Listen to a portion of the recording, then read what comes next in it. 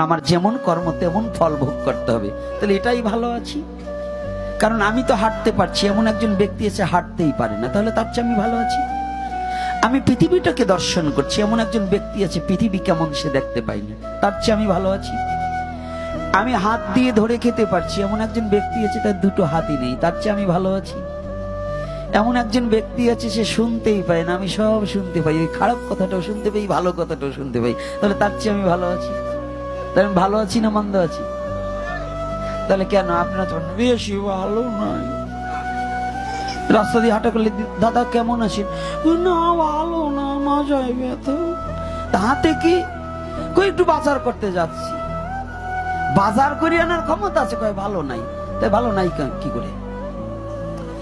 বাজারে এইখানে পথ হেঁটে যেতে পারো, তখন কিছু হয় না। চার কাপ খাতি পারো, ওখানে যে কফি খাতি পারো, তাতে